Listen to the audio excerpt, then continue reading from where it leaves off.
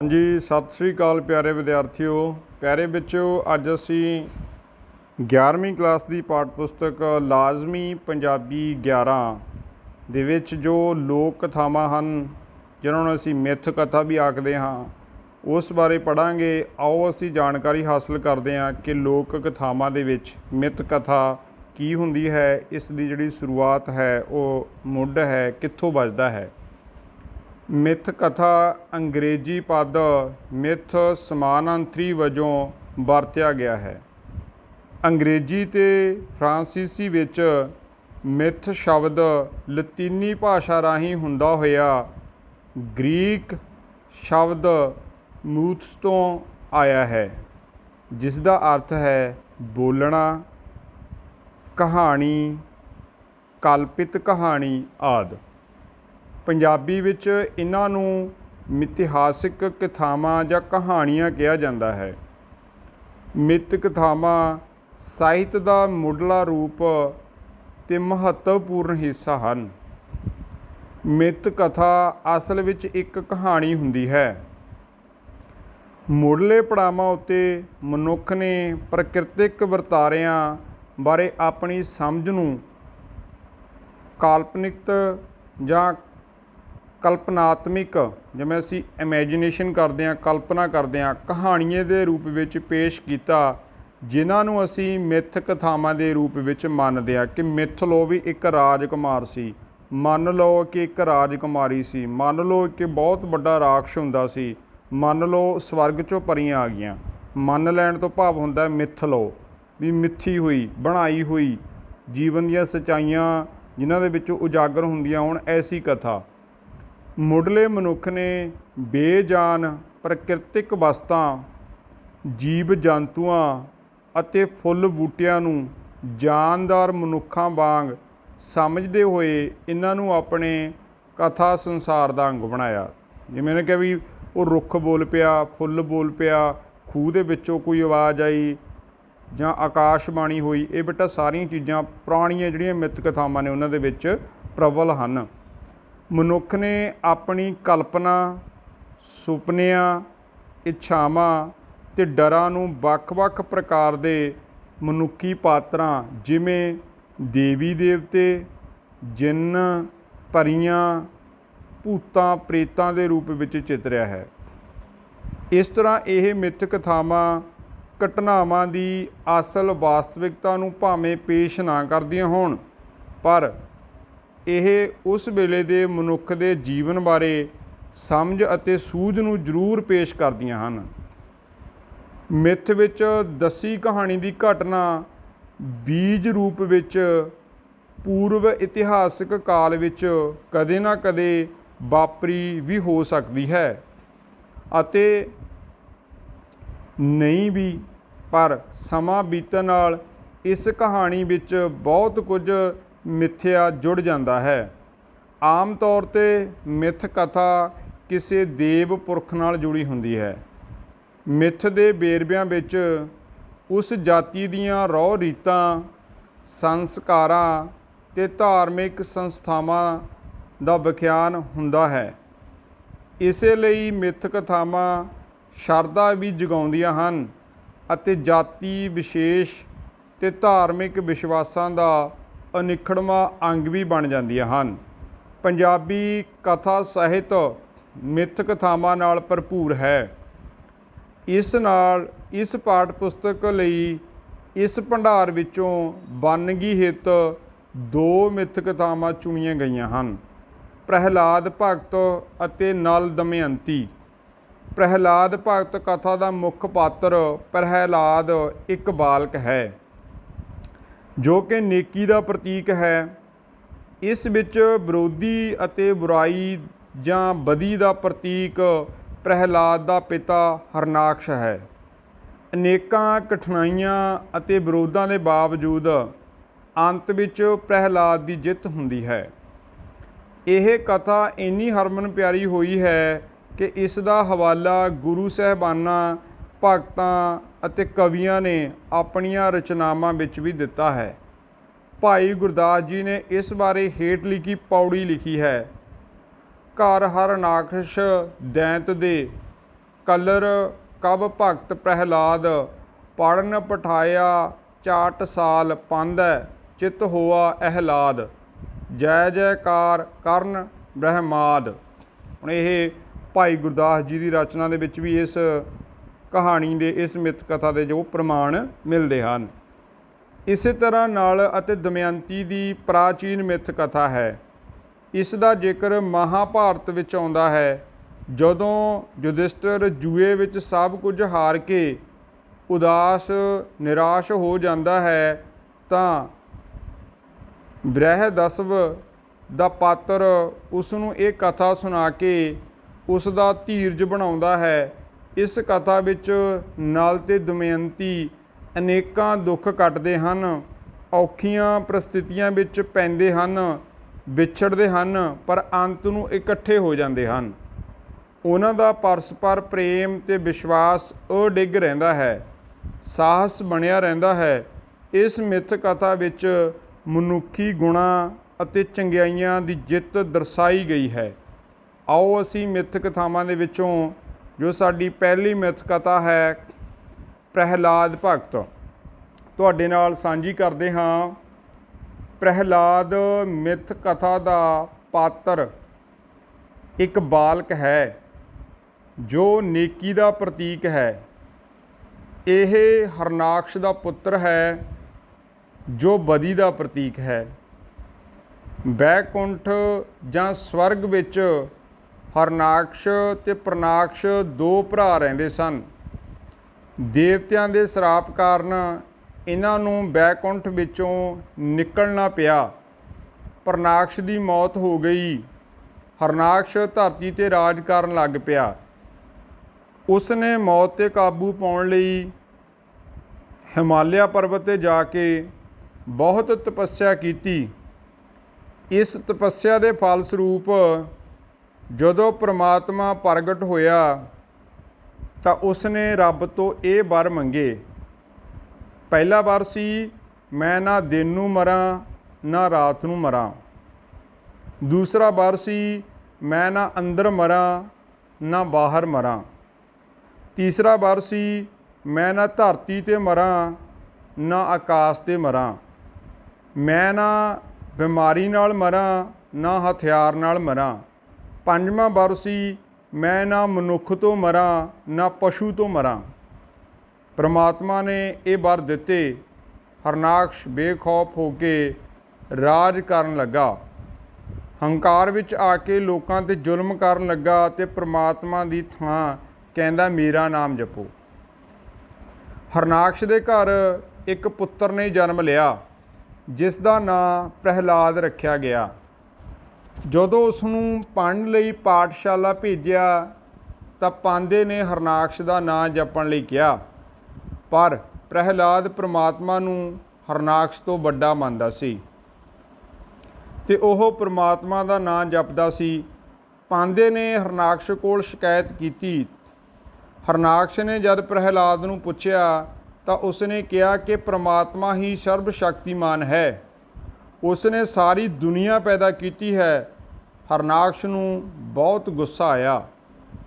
ਪ੍ਰਹਿਲਾਦ ਦੀ ਮਾਂ ਨੇ ਉਸ ਨੂੰ ਸਮਝਾਇਆ ਅਤੇ ਪਿਤਾ ਦੀ ਸ਼ਕਤੀ ਅਤੇ ਵਰਾਂ ਬਾਰੇ ਦੱਸਿਆ। ਪ੍ਰਹਿਲਾਦ ਨੇ ਕਿਹਾ ਕਿ ਸਭ ਤੋਂ ਸ਼ਕਤੀਸ਼ਾਲੀ ਪਰਮਾਤਮਾ ਹੈ, ਪਿਤਾ ਜੀ ਨੂੰ ਵੀ ਉਸਨੇ ਹੀ ਬਣਾਇਆ ਹੈ। ਹਰਨਾਕਸ਼ ਨੂੰ ਹੋਰ ਗੁੱਸਾ ਆ ਗਿਆ। ਉਸ ਨੇ ਜਲਾਦਾਂ ਨੂੰ ਸੱਦ ਕੇ ਪ੍ਰਹਿਲਾਦ ਨੂੰ ਸਮੁੰਦਰ ਵਿੱਚ ਡੋਬ ਕੇ ਮਾਰਨ ਦਾ ਹੁਕਮ ਦਿੱਤਾ। ਜਲਾਦਾਂ ਨੇ ਜਦੋਂ ਪ੍ਰਹਿਲਾਦ ਨੂੰ ਸਮੁੰਦਰ ਵਿੱਚ ਸੁੱਟਿਆ ਤਾਂ ਇੱਕ ਲਹਿਰ ਨੇ ਮੁੜ ਕਿਨਾਰੇ 'ਤੇ ਫੇਰ ਸੁੱਟ ਦਿੱਤਾ। ਜਲਾਦਾਂ ਨੇ ਸਾਰੀ ਗੱਲ ਆ ਕੇ ਹਰਨਾਕਸ਼ ਨੂੰ ਦੱਸੀ। ਫਿਰ ਹਰਨਾਕਸ਼ ਨੇ ਜਲਾਦਾਂ ਨੂੰ ਕਿਹਾ ਕਿ ਉਸ ਨੂੰ ਕਿਸੇ ਪਰਬਤ ਤੋਂ ਥੱਲੇ ਸੁੱਟ ਕੇ ਮਾਰ ਦਿੱਤਾ ਜਾਵੇ, ਪਰ ਪ੍ਰਹਿਲਾਦ ਫਿਰ ਬਚ ਗਿਆ। ਉਹ ਪਰਬਤ ਤੋਂ ਸੰਘਣੇ ਰੁੱਖਾਂ 'ਤੇ ਡਿੱਗ ਪਿਆ। ਹਰਨਾਕਸ਼ ਨੇ ਫਿਰ ਪ੍ਰਹਿਲਾਦ ਨੂੰ ਹਾਥੀ ਅੱਗੇ ਸੁੱਟਿਆ, ਉਹ ਫਿਰ ਬਚ ਗਿਆ। ਹਰਨਾਕਸ਼ ਦੀ ਇੱਕ ਭੈਣ ਸੀ ਹੋਲਿਕਾ, ਜਿਸ ਨੂੰ ਅਗਨੀ ਵਿੱਚ ਨਾ ਸੜਨ ਦਾ ਵਰ ਪ੍ਰਾਪਤ ਸੀ। ਹਰਨਾਕਸ਼ ਦੇ ਕਹੇ ਮੁਤਾਬਕ ਉਹ ਪ੍ਰਹਿਲਾਦ ਨੂੰ ਗੋਦੀ ਵਿੱਚ ਲੈ ਕੇ ਅੱਗ ਵਿੱਚ ਬੈਠ ਗਈ ਤਾਂ ਕਿ ਪ੍ਰਹਿਲਾਦ ਮਰ ਜਾਵੇ, ਪਰ ਹੋਲਿਕਾ ਸੜ ਗਈ ਤੇ ਪ੍ਰਹਿਲਾਦ ਬਚ ਗਿਆ। ਹਰਨਾਕਸ਼ ਗੁੱਸੇ ਵਿੱਚ ਪਾਗਲ ਹੋ ਗਿਆ। ਉਸਨੇ ਇੱਕ ਲੋਹੇ ਦਾ ਥੰਮ ਗਰਮ ਕਰਵਾਇਆ ਤੇ ਪ੍ਰਹਿਲਾਦ ਨੂੰ ਕਿਹਾ ਕਿ ਤੇਰਾ ਪ੍ਰਮਾਤਮਾ ਕਿੱਥੇ ਹੈ। ਪ੍ਰਹਿਲਾਦ ਨੇ ਕਿਹਾ ਕਣ ਕਣ ਵਿੱਚ। ਤਾਂ ਹਰਨਾਕਸ਼ ਨੇ ਕਿਹਾ ਜੇ ਪ੍ਰਮਾਤਮਾ ਇਸ ਥੰਮ ਵਿੱਚ ਵੀ ਹੈ ਤਾਂ ਇਸ ਨੂੰ ਜੱਫੀ ਪਾ ਲੈ। ਉਸ ਸਮੇਂ ਪ੍ਰਹਿਲਾਦ ਨੂੰ ਥੰਮ 'ਤੇ ਇੱਕ ਕੀੜੀ ਤੁਰਦੀ ਦਿਸੀ ਤੇ ਉਸਨੇ ਬੇਫਿਕਰ ਹੋ ਕੇ ਥੰਮ ਨੂੰ ਜੱਫੀ ਪਾ ਲਈ। ਹਰਨਾਕਸ਼ ਗੁੱਸੇ ਵਿੱਚ ਅੰਨਾ ਹੋ ਗਿਆ ਤੇ ਉਸਨੇ ਪ੍ਰਹਿਲਾਦ 'ਤੇ ਵਾਰ ਕੀਤਾ ਤੇ ਤਲਵਾਰ ਥੰਮ 'ਤੇ ਜਾ ਵੱਜੀ ਤੇ ਥੰਮ ਟੁੱਟ ਗਿਆ ਤੇ ਉਸ ਵਿੱਚੋਂ ਨਰਸਿੰਘ ਦੇ ਰੂਪ ਵਿੱਚ ਪਰਮਾਤਮਾ ਪ੍ਰਗਟ ਹੋਇਆ। ਪਰਮਾਤਮਾ ਦਾ ਇਹ ਰੂਪ ਅੱਧਾ ਮਨੁੱਖ ਤੇ ਅੱਧਾ ਸ਼ੇਰ ਦਾ, ਤੇ ਉਸਨੇ ਜਿਹੜਾ ਉਹਦੇ ਵਿੱਚੋਂ ਪਰਮਾਤਮਾ ਪ੍ਰਗਟ ਹੁੰਦਾ ਹੈ ਉਹ ਅੱਧਾ ਨਰਸਿੰਘ ਸੀਗਾ ਉਹਦਾ ਨਾਮ, ਤੇ ਉਹ ਅੱਧਾ ਸ਼ੇਰ ਸੀ ਤੇ ਅੱਧਾ ਉਹ ਮਨੁੱਖ ਸੀ। ਉਸਨੇ ਹਰਨਾਕਸ਼ ਦਾ ਸਿਰ ਆਪਣੇ ਪੱਟਾਂ 'ਤੇ ਰੱਖ ਲਿਆ ਤੇ ਨੌਂਦਰਾਂ ਨਾਲ ਮਾਰ ਦਿੱਤਾ। ਨਰਸਿੰਘ ਨੇ ਦੱਸ ਦਿੱਤਾ ਸੀ ਕਿ ਤੈਨੂੰ ਤੇਰੇ ਵਰ ਦੀਆਂ ਸਾਰੀਆਂ ਸ਼ਰਤਾਂ ਪੂਰੀਆਂ ਕਰਕੇ ਮਾਰਿਆ ਜਾ ਰਿਹਾ ਹੈ। ਇਸ ਸਮੇਂ ਨਾ ਦਿਨ ਸੀ ਨਾ ਰਾਤ ਸੀ, ਦੋਵੇਂ ਵਕਤ ਮਿਲਦੇ ਭਾਵ ਸ਼ਾਮ ਸੀ। ਉਸ ਸਮੇਂ ਉਹ ਨਾ ਧਰਤੀ 'ਤੇ ਸੀ ਨਾ ਆਸਮਾਨ 'ਤੇ ਸੀ, ਸਗੋਂ ਨਰਸਿੰਘ ਦੇ ਪੱਟਾਂ 'ਤੇ ਸੀ। ਮਰਨ ਸਮੇਂ ਹਰਨਾਕਸ਼ ਨਾ ਅੰਦਰ ਸੀ ਨਾ ਬਾਹਰ ਸੀ, ਸਗੋਂ ਦਹਿਲੀਜ਼ 'ਤੇ ਸੀ, ਦਰਵਾਜ਼ੇ ਦੇ ਵਿਚਕਾਰ ਸੀ। ਹਰਨਾਕਸ਼ ਦੀ ਮੌਤ ਨਾ ਬਿਮਾਰੀ ਨਾਲ ਹੋਈ ਨਾ ਹਥਿਆਰ ਨਾਲ ਹੋਈ, ਸਗੋਂ ਨਰਸਿੰਘ ਦੀਆਂ ਨੌਂਦਰਾਂ ਨੇ ਉਸ ਨੂੰ ਸਦਾ ਦੀ ਨੀਂਦ ਸੁਆ ਦਿੱਤਾ। ਹਰਨਾਕਸ਼ ਨੂੰ ਮਾਰਨ ਵਾਲਾ ਨਾ ਮਨੁੱਖੀ ਰੂਪ ਵਿੱਚ ਸੀ ਨਾ ਪਸ਼ੂ ਰੂਪ ਵਿੱਚ। ਇਸ ਤਰ੍ਹਾਂ ਹਰਨਾਕਸ਼ ਨੂੰ ਵਰ ਵਿੱਚ ਮਿਲੀਆਂ ਸ਼ਰਤਾਂ ਵੀ ਬਚਾ ਨਾ ਸਕੀਆਂ। ਪਰਮਾਤਮਾ ਨੇ ਸਾਰੀਆਂ ਗੱਲਾਂ ਪੂਰੀਆਂ ਕਰਦਿਆਂ ਹੋਇਆਂ ਜ਼ੁਲਮ ਦਾ ਨਾਸ਼ ਕਰਨ ਲਈ ਹਰਨਾਕਸ਼ ਦਾ ਅੰਤ ਕਰ ਦਿੱਤਾ। ਪਿਤਾ ਹਰਨਾਕਸ਼ ਦੀ ਮੌਤ ਤੋਂ ਬਾਅਦ ਪ੍ਰਹਿਲਾਦ ਧਰਤੀ 'ਤੇ ਰਾਜ ਕਰਨ ਲੱਗਾ। ਉਸ ਦੇ ਰਾਜ ਵਿੱਚ ਸਾਰੇ ਸੁਖੀ ਸਨ। ਸੋ ਇਹ ਸੀ ਬੇਟਾ ਸਾਡੀ ਕਥਾ ਪ੍ਰਹਿਲਾਦ ਭਗਤ। ਸੋ ਆਓ ਇਹਦੇ ਸੰਬੰਧ ਨਾਲ ਰੱਖਦੀਆਂ ਕੁਝ ਪ੍ਰਸ਼ਨ ਉੱਤਰਾਂ ਦੀਆਂ ਵੰਨਗੀਆਂ ਦੇ ਵਿੱਚੋਂ ਕੁਝ ਵੈਰੀ ਸ਼ਾਰਟ, ਬਹੁਤ ਛੋਟੇ ਉੱਤਰਾਂ ਵਾਲੇ ਪ੍ਰਸ਼ਨ ਕਰਦੇ ਹਾਂ। ਲੋਕ ਕਥਾ ਦਾ ਮੁੱਢਲਾ ਰੂਪ ਹੈ। ਉੱਤਰ ਹੈ ਮਿੱਥ ਕਥਾਵਾਂ। ਮੁੱਢਲੇ ਪੜਾਵਾਂ 'ਤੇ ਮਨੁੱਖ ਨੇ ਲੋਕ ਕਥਾਵਾਂ ਵਿੱਚ ਪ੍ਰਕਿਰਤਿਕ ਵਰਤਾਰਿਆਂ ਨੂੰ ਕਿਹੜੇ ਰੂਪ ਵਿੱਚ ਪੇਸ਼ ਕੀਤਾ? ਕਾਲਪਨਿਕ, ਇਮੈਜੀਨੇਸ਼ਨ, ਮੰਨ ਲਓ ਕਹਿ ਕੇ ਜੰਮੇ ਚੱਲਦੇ ਹਾਂ। ਮਿੱਥ ਕਥਾ ਆਮ ਤੌਰ 'ਤੇ ਕਿਸ ਪਾਤਰ ਨਾਲ ਸੰਬੰਧਿਤ ਹੁੰਦੀ ਹੈ? ਦੇਵ ਪੁਰਸ਼ ਨਾਲ। ਪ੍ਰਹਿਲਾਦ ਭਗਤ ਦੀ ਲੋਕ ਕਥਾ ਹੈ ਮਿੱਥ ਕਥਾ। ਪ੍ਰਹਿਲਾਦ ਭਗਤ ਦੀ ਮਿੱਥ ਕਥਾ ਦਾ ਮੁੱਖ ਪਾਤਰ ਹੈ ਬਾਲਕ, ਜਿਹੜਾ ਹੈ ਉਹਦਾ ਨਾਮ ਹੈ ਪ੍ਰਹਿਲਾਦ ਭਗਤ। ਪ੍ਰਹਿਲਾਦ ਭਗਤ ਦੀ ਕਥਾ ਵਿੱਚ ਬਾਲਕ ਕਾਹਦਾ ਪ੍ਰਤੀਕ ਹੈ? ਨੇਕੀ ਦਾ, ਮਤਲਬ ਸੱਚ ਦੇ ਰਾਹ 'ਤੇ ਚੱਲਣ ਵਾਲਾ ਕੌਣ ਹੈ? ਪ੍ਰਹਿਲਾਦ ਭਗਤ। ਤੇ ਹੰਕਾਰ ਅਤੇ ਪਾਪ ਦੇ ਰਾਹ 'ਤੇ ਚੱਲਣ ਵਾਲਾ ਕੌਣ ਹੈ? ਹਰਨਾਕਸ਼। ਪ੍ਰਹਿਲਾਦ ਭਗਤ ਦੀ ਕਥਾ ਵਿੱਚ ਬਦੀ ਦਾ ਪ੍ਰਤੀਕ ਕੌਣ ਹੈ? ਹਰਨਾਕਸ਼। ਗੁਰੂ ਸਾਹਿਬਾਂ, ਭਗਤਾਂ ਤੇ ਕਵੀਆਂ ਦੀਆਂ ਰਚਨਾਵਾਂ ਵਿੱਚ ਕਿਹੜੀ ਮਿੱਥ ਕਥਾ ਦਾ ਜ਼ਿਕਰ ਆਇਆ ਹੈ? ਪ੍ਰਹਿਲਾਦ ਭਗਤ ਕਥਾ ਦਾ। ਪ੍ਰਹਿਲਾਦ ਦੀ ਭੂਆ ਦਾ ਨਾਂ ਕੀ ਸੀ? ਹੋਲਿਕਾ, ਜਿਹੜਾ ਹੋਲੀ 'ਤੇ ਵੀ ਅਸੀਂ ਇਸ ਚੀਜ਼ ਨੂੰ ਜੋੜਿਆ ਜਾਂਦਾ ਬਹੁਤ ਸਾਰੀਆਂ ਕਹਾਣੀਆਂ ਦੇ ਵਿੱਚ। ਅੱਗ ਵਿੱਚ ਨਾ ਸੜਨ ਦਾ ਵਰ ਕਿਸ ਨੂੰ ਮਿਲਿਆ ਹੋਇਆ ਸੀ? ਹੋਲਿਕਾ ਨੂੰ। ਹਰਨਾਕਸ਼ ਨੂੰ ਕਿਸ ਨੇ ਮਾਰਿਆ? ਨਰਸਿੰਘ ਭਾਵ ਪਰਮਾਤਮਾ ਨੇ। ਹਰਨਾਕਸ਼ ਨੇ ਪ੍ਰਨਾਕਸ਼ ਨੂੰ ਬੈਕੁੰਠ ਵਿੱਚੋਂ ਕਿਉਂ ਨਿਕਲਣਾ ਪਿਆ? ਹਰਨਾਕਸ਼ ਤੇ ਪ੍ਰਨਾਕਸ਼ ਨੂੰ ਦੇਵਤਿਆਂ ਦੇ ਸਰਾਪ ਕਾਰਨ। ਪ੍ਰਹਿਲਾਦ ਭਗਤ ਦੀ ਮਿੱਥ ਕਥਾ ਵਿੱਚ ਹਰਨਾਕਸ਼ ਕਿਸ 'ਤੇ ਕਾਬੂ ਪਾਉਣਾ ਚਾਹੁੰਦਾ ਸੀ? ਮੌਤ 'ਤੇ। ਹਰਨਾਕਸ਼ ਕਿੱਥੇ ਜਾ ਕੇ ਤਪੱਸਿਆ ਕਰਨ ਲੱਗਿਆ? ਹਿਮਾਲਿਆ ਪਰਬਤ 'ਤੇ। ਹਰਨਾਕਸ਼ ਦੇ ਪਰਮਾਤਮਾ ਤੋਂ ਕਿੰਨੇ ਵਰ ਮੰਗੇ? ਹਰਨਾਕਸ਼ ਨੇ ਪ੍ਰਮਾਤਮਾ ਤੋਂ 5 ਵਾਰ ਮੰਗੇ ਸਨ। ਨਰਸਿੰਘ ਪ੍ਰਮਾਤਮਾ ਕਿਸ ਲੋਕ ਕਥਾ ਦਾ ਪਾਤਰ ਹੈ? ਪ੍ਰਹਿਲਾਦ ਭਗਤ ਦਾ। ਪ੍ਰਹਿਲਾਦ ਕਿਸ ਦਾ ਪੁੱਤਰ ਸੀ? ਹਰਨਾਕਸ਼ ਦਾ। ਪ੍ਰਹਿਲਾਦ ਨੂੰ ਪਰਬਤ ਤੋਂ ਤੇ ਸਮੁੰਦਰ ਵਿੱਚ ਮਾਰਨ ਲਈ ਕਿਸ ਨੇ ਸੁੱਟਿਆ? ਜਲਾਦਾਂ ਨੇ। ਪ੍ਰਹਿਲਾਦ ਨੂੰ ਪਾਗਲ ਹਾਥੀ ਅੱਗੇ ਮਾਰਨ ਲਈ ਕਿਸ ਨੇ ਸੁੱਟਿਆ? ਹਰਨਾਕਸ਼ ਨੇ, ਭਾਵ ਜਲਾਦਾਂ ਨੇ। ਹਰਨਾਕਸ਼ ਨੇ ਹੁਕਮ ਦਿੱਤਾ। ਪ੍ਰਹਿਲਾਦ ਭਗਤ ਨੇ ਗਰਮ ਥੰਮ ਉੱਤੇ ਕੀ ਤੁਰਦਾ ਦੇਖਿਆ? ਕੀੜੀ। ਲੋਕ ਕਥਾ ਪ੍ਰਹਿਲਾਦ ਭਗਤ ਵਿੱਚ ਪਾਠਸ਼ਾਲਾ ਤੇ ਪਾਂਦੇ ਨੇ ਪ੍ਰਹਿਲਾਦ ਨੂੰ ਕਿਸ ਦਾ ਨਾਂ ਜਪਣ ਲਈ ਕਿਹਾ? ਹਰਨਾਕਸ਼ ਦਾ। ਹਰਨਾਕਸ਼ ਨੂੰ ਕਿਸ ਨੇ ਮਾਰਿਆ ਸੀ? ਨਰਸਿੰਘ ਨੇ, ਪ੍ਰਮਾਤਮਾ ਨੇ। ਨਰਸਿੰਘ ਪ੍ਰਮਾਤਮਾ ਦਾ ਸਵਰੂਪ ਕੀ ਸੀ? ਆਦਮ ਸ਼ੇਰ ਪ੍ਰਮਾਤਮਾ, ਅੱਧਾ ਸ਼ੇਰ ਤੇ ਅੱਧਾ ਮਨੁੱਖ। ਨਰਸਿੰਘ ਪ੍ਰਮਾਤਮਾ ਨੇ ਹਰਨਾਕਸ਼ ਨੂੰ ਕਿਸ ਹਥਿਆਰ ਨਾਲ ਮਾਰਿਆ? ਨਹੋਂਦਰਾਂ ਨਾਲ, ਕਹਿਣ ਦਾ ਭਾਵ ਪੰਜਿਆਂ ਨਾਲ। ਹਰਨਾਕਸ਼ ਦੀ ਮੌਤ ਤੋਂ ਬਾਅਦ ਉਸ ਦੇ ਰਾਜ ਭਾਗ ਵਿੱਚ ਕੌਣ ਰਾਜ ਕਰਨ ਲੱਗਾ? ਪ੍ਰਹਿਲਾਦ ਭਗਤ। ਹਰਨਾਕਸ਼, ਪ੍ਰਨਾਕਸ਼, ਹੋਲਿਕਾ ਤੇ ਪ੍ਰਹਿਲਾਦ ਕਿਸ ਲੋਕ ਕਥਾ ਦੇ ਪਾਤਰ ਹਨ? ਪ੍ਰਹਿਲਾਦ ਭਗਤ ਦੇ। ਪ੍ਰਹਿਲਾਦ ਭਗਤ ਦੀ ਮਿੱਥ ਕਥਾ ਦਾ ਮੁੱਖ ਪਾਤਰ ਹੈ ਪ੍ਰਹਿਲਾਦ ਭਗਤ। ਹਰਨਾਕਸ਼ ਤੇ ਪ੍ਰਨਾਕਸ਼ ਦਾ ਆਪਸ ਵਿੱਚ ਰਿਸ਼ਤਾ ਕੀ ਸੀ? ਭਰਾ ਭਰਾ। ਹਰਨਾਕਸ਼ ਤੇ ਪ੍ਰਨਾਕਸ਼ ਕਿੱਥੇ ਰਹਿੰਦੇ ਸਨ? ਬੈਕੁੰਠ ਦੇ ਵਿੱਚ, ਜਾਂ ਇਹਨੂੰ ਕਹਿ ਲਓ ਸਵਰਗ ਦੇ ਵਿੱਚ। ਸੋ ਇਹ ਸੀਗੀ ਬੇਟਾ ਤੁਹਾਡੀ ਦੰਤ ਕਥਾ ਪ੍ਰਹਿਲਾਦ ਭਗਤ। ਆਓ ਅਗਲੀ ਦੰਤ ਕਥਾ ਜਾਂ ਲੋਕ ਕਥਾ ਅਸੀਂ ਪੜ੍ਹਦੇ ਹਾਂ, ਉਹ ਹੈ ਨਲ ਅਤੇ ਦਮਯੰਤੀ। ਹੁਣ ਬੇਟਾ ਨਲ ਅਤੇ ਦਮਯੰਤੀ ਜਿਹੜੀ ਲੋਕ ਕਥਾ ਜਾਂ ਜੋ ਸਾਡੀ ਮਿੱਥ ਕਥਾ, ਇਹਦੇ ਵਿੱਚ ਵੀ ਬਹੁਤ ਸਾਰੇ ਜਿਹੜੇ ਕਾਲਪਨਿਕ ਚੀਜ਼ਾਂ ਨੂੰ ਅਸੀਂ ਦੇਖਾਂਗੇ ਕਿ ਸਾਡੇ ਜਿਹੜੇ ਪੁਰਾਣੇ ਬਜ਼ੁਰਗ ਸੀ, ਪੁਰਖੇ ਸੀ, ਉਹਨਾਂ ਨੇ ਕਿਸ ਤਰ੍ਹਾਂ ਆਪਣੀ ਕਲਪਨਾ ਸ਼ਕਤੀ ਦੇ ਨਾਲ ਇਸ ਕਥਾ ਨੂੰ ਲਿਖਿਆ ਤੇ ਅੱਗੇ ਤੋਰਿਆ। ਨਿਸ਼ਦ ਦੇਸ਼ ਦੇ ਵੀਰਸੈਨ ਨਾਂ ਦੇ ਰਾਜੇ ਦਾ ਇੱਕ ਪੁੱਤਰ ਸੀ। ਦੇਸ਼ ਦਾ ਨਾਮ ਹੈ ਨਿਸ਼ਦ। ਵੀਰਸੈਨ ਨਾਂ ਦੇ ਰਾਜੇ ਦਾ ਇੱਕ ਪੁੱਤਰ ਸੀ ਨਲ। ਉਹ ਤੇਜਸਵੀ, ਗੁਣਵਾਨ, ਸੁੰਦਰ ਤੇ ਬਲਵਾਨ ਸੀ। ਘੋੜੇ ਦੌੜਾਉਣ ਵਿੱਚ ਉਸ ਦੀ ਖਾਸ ਮੁਹਾਰਤ ਸੀ। ਇਸੇ ਤਰ੍ਹਾਂ ਵਿਦਰਭ ਨਾਂ ਦੇ ਦੇਸ਼ ਵਿੱਚ ਭੀਮ ਨਾਂ ਦਾ ਇੱਕ ਰਾਜਾ ਰਾਜ ਕਰਦਾ ਸੀ। ਕਿਹੜਾ ਦੇਸ਼ ਹੈ? ਵਿਦਰਭ। ਰਾਜੇ ਦਾ ਨਾਮ ਹੈ ਭੀਮ। ਉਸ ਦੀ ਇੱਕ ਰਾਜਕੁਮਾਰੀ ਸੀ ਜਿਸ ਦਾ ਨਾਂ ਦਮਯੰਤੀ ਸੀ।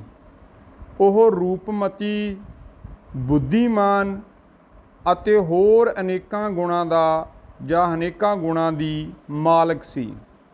ਨਲ ਅਤੇ ਦਮਯੰਤੀ ਆਪਣੇ ਗੁਣਾਂ ਕਾਰਨ ਛੇਤੀ ਹੀ ਲੋਕਾਂ ਵਿੱਚ ਜਾਣੇ ਜਾਣ ਲੱਗ ਪਏ। ਉਹਨਾਂ ਨੂੰ ਆਪ ਵੀ ਇੱਕ ਦੂਜੇ ਦੀ ਵਡਿਆਈ ਦਾ ਪਤਾ ਲੱਗ ਗਿਆ। ਇਸ ਤਰ੍ਹਾਂ ਬਿਨਾਂ ਇੱਕ ਦੂਜੇ ਨੂੰ ਮਿਲੇ ਹੀ ਹੌਲੀ ਹੌਲੀ ਉਹ ਇੱਕ ਦੂਜੇ ਨਾਲ ਲਗਾਅ ਮਹਿਸੂਸ ਕਰਨ ਲੱਗ ਪਏ। ਦਮਯੰਤੀ ਦੇ ਜਵਾਨ ਹੋਣ 'ਤੇ ਉਸ ਦੇ ਪਿਤਾ ਨੇ ਉਸ ਦਾ ਵਿਆਹ ਕਰਨ ਲਈ ਇੱਕ ਸਵੰਬਰ ਦਾ ਆਯੋਜਨ ਕੀਤਾ। ਦਮਯੰਤੀ ਨਾਲ ਵਿਆਹ ਕਰਨ ਦੀ ਇੱਛਾ ਲੈ ਕੇ ਦੂਰ ਦੁਰਾਡੇ ਤੋਂ ਰਾਜੇ ਤੇ ਰਾਜਕੁਮਾਰ ਪਹੁੰਚੇ ਤੇ ਹੋਰ ਕਈ ਦੇਵੀ ਦੇਵਤਿਆਂ ਨੇ ਵੀ ਉਸ ਰਾਜਕੁਮਾਰੀ ਨਾਲ ਵਿਆਹ ਕਰਵਾਉਣਾ ਚਾਹਿਆ ਤੇ ਦੇਵੀ ਦੇਵਤਿਆਂ ਨੇ ਰਾਜਕੁਮਾਰ ਦਾ ਰੂਪ ਧਾਰਨ ਕਰਕੇ ਇਸ ਸਵੰਬਰ ਵਿੱਚ ਭਾਗ ਲਿਆ। ਦਮਯੰਤੀ ਪਹਿਲਾਂ ਹੀ ਮਨੋ ਮਨੀ ਨਲ ਨੂੰ ਆਪਣੇ ਪਤੀ ਵਜੋਂ ਸਵੀਕਾਰ ਕਰ ਚੁੱਕੀ ਸੀ।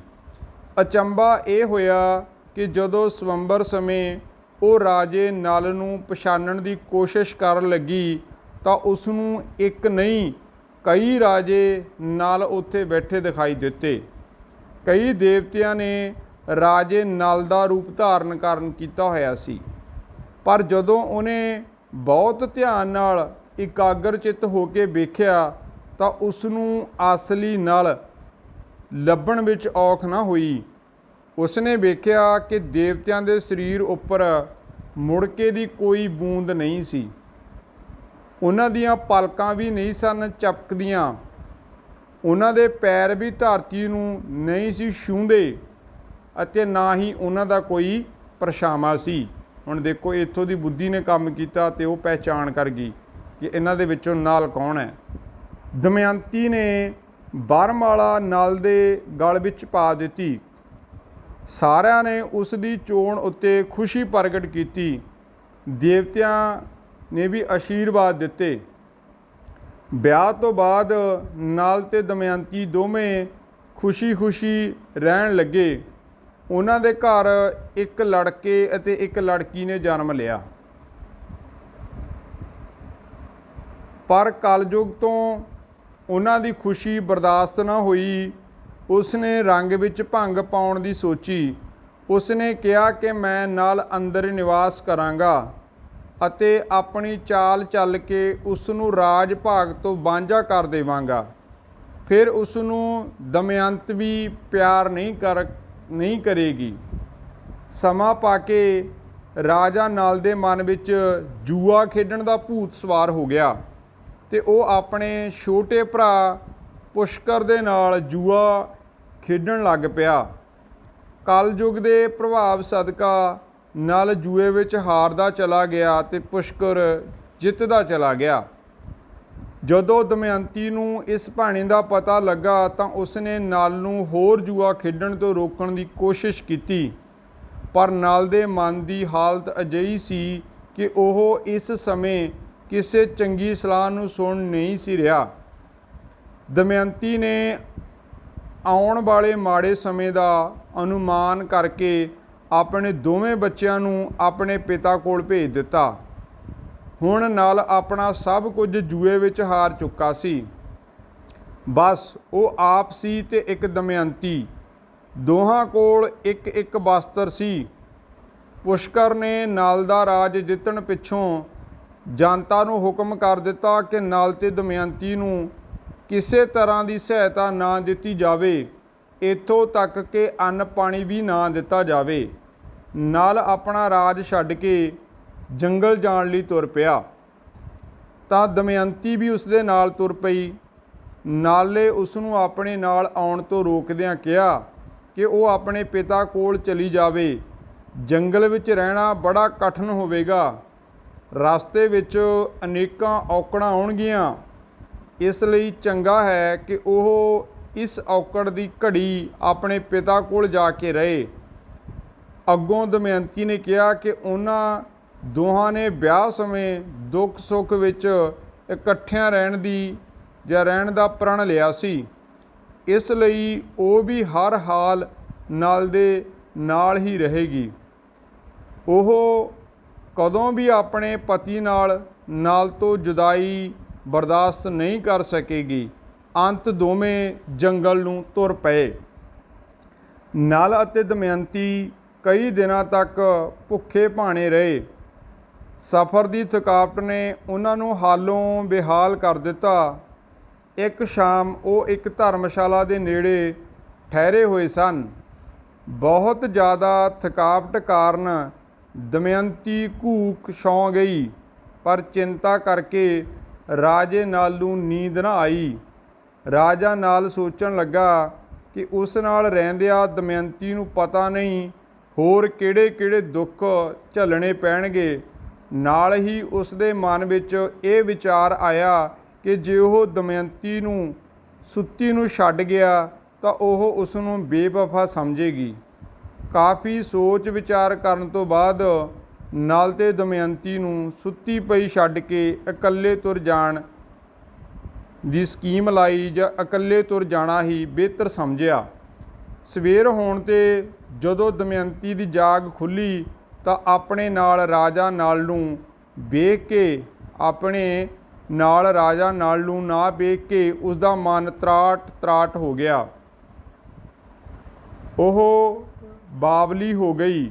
ਉਸ ਨੂੰ ਢੂੰਡਣ ਲਈ ਜੰਗਲ ਵੱਲ ਨੂੰ ਤੁਰ ਪਈ।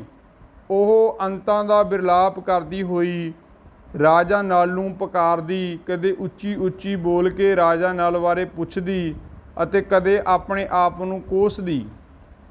ਤੁਰਦਿਆਂ ਤੁਰਦਿਆਂ ਰਾਹ ਵਿੱਚ ਦਮਯੰਤੀ ਨੂੰ ਇੱਕ ਅਜਗਰ ਮਿਲਿਆ।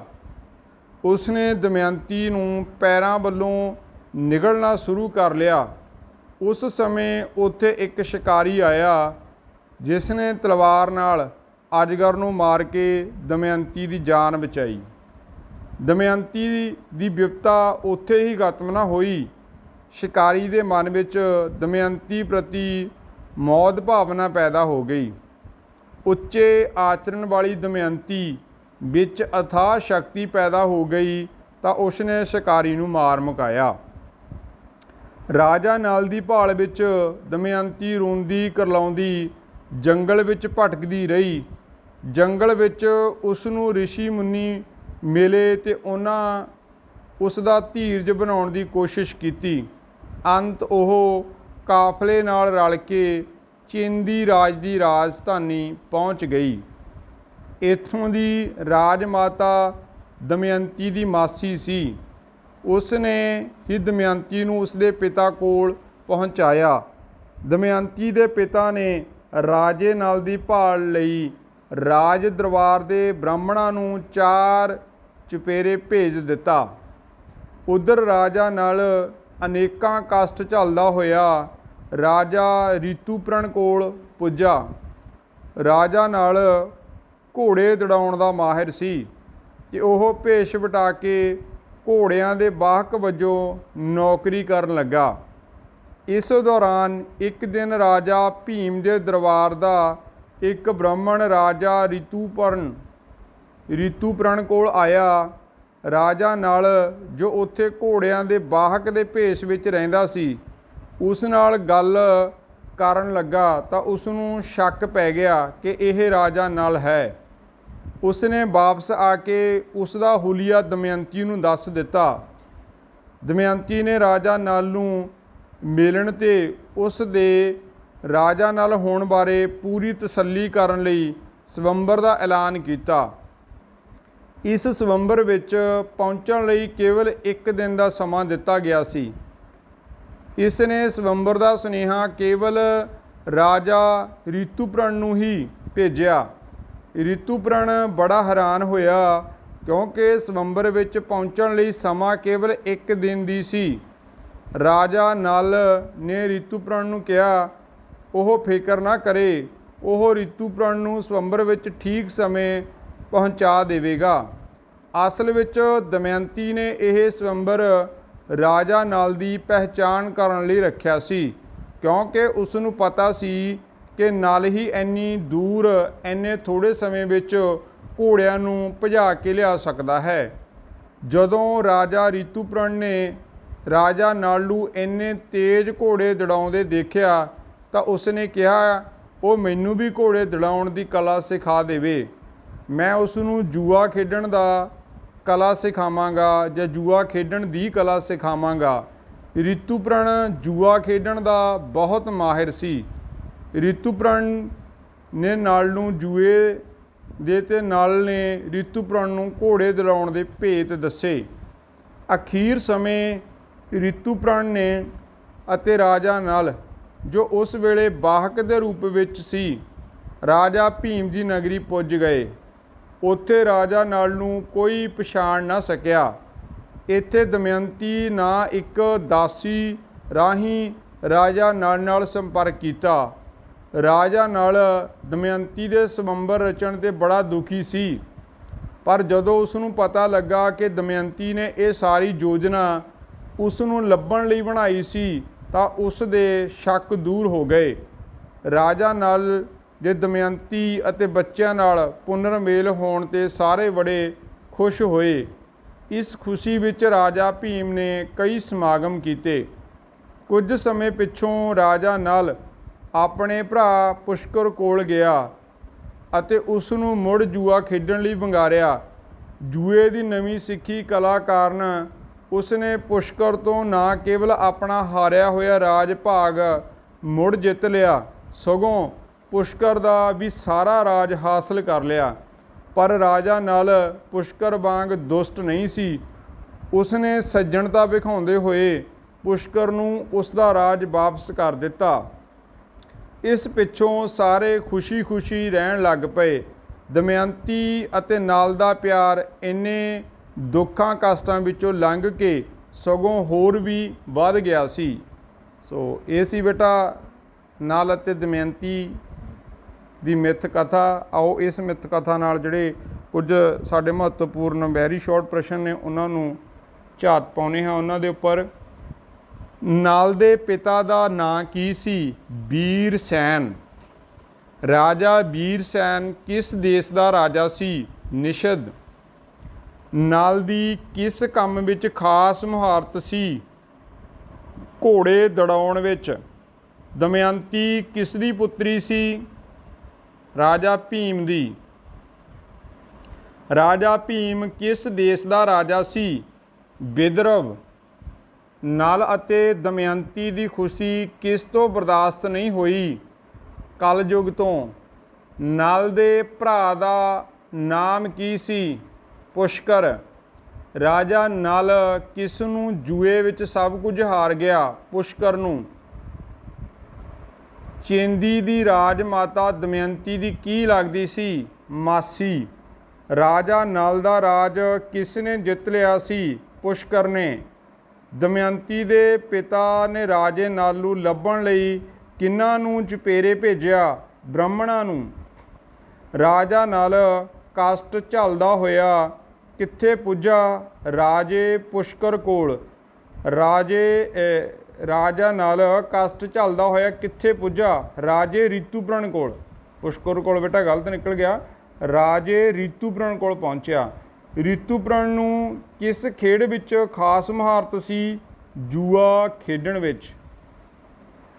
रितुपर्ण, पुष्कर, वीरसैन ते भीम किस लोक कथा के पात्र हैं? नल अते दमयंती दे। नल दमयंती लोक कथा किस वनगी दी है? मिथ कथा का हिस्सा है। सो ये सीगी बेटा अपनी मिथ कथा नल अते दमयंती उन्हां दे वैरी शॉर्ट प्रश्न। सो इहदे विच असीं यही वेखदे हां कि किवें जिहड़ा मनुੱਖ मुसीबतां झੱਲਦਾ होया जेकर उहदे कोल बुद्धि है, दिमाग है, परख है, पड़चूल है, वो मुड़ के जीवन दे विच अपणीਆਂ ਜਿਹੜੀਆਂ हारां ने उन्हां नूं जिੱਤ दे विच तब्दील कर सकदा है। सो जुआ किवें ये राजा हारदा ते जुआ खेडਣਾ सिੱਖ के दोबारा अपनी जायदाद किवें हासिल करदा ते मुड़ के अपना खुशहाल जीवन किवें प्राप्त करता है, ये असी इस कथा तो सिੱਖਿਆ। उपर प्रहलाद भगत है, यह कथा सानू परमात्मा विच जिहड़ा विश्वास आ प्रबल विश्वास पैदा करती है कि जेकर असी परमात्मा विच विश्वास रखते हाँ तो परमात्मा हरेक दुख सुख विच साडे लई सहाई हुंदा है। सो जिहड़ा परमात्मा वो अपने भगतां दी कदे भी हार नहीं होण दिंदा। सो मिथ कथा प्रहलाद भगत विच सानू इहो उपदेश मिलदा कि सानू परमात्मा दे भाणे अंदर रह के जिहड़ा जीवन वो गुजारना चाहिदा है। सो उपर असीं ने जिहड़ियां मिथ कथावां ने इहदे इतिहास बारे पढ़िया कि मिथ कथा दा भाव हुंदी है एक मिथी हुई कथा। सो इन्हां मिथ कथावां नूं होर वधेरे वधिया ढंग दे नाल पढ़न लई समझण लई तुसीं अपनी पाठ पुस्तक विचों जरूर पढ़ना है। सो अज दी अपनी यह वीडियो नूं आपां इत्थे ही समाप्त करदे हां। ਵਧੇਰੇ जानकारी ਲਈ ਤੁਸੀਂ जुड़े रहो पंजाबी एजुकेशन चैनल दे नाल। Thank you ji.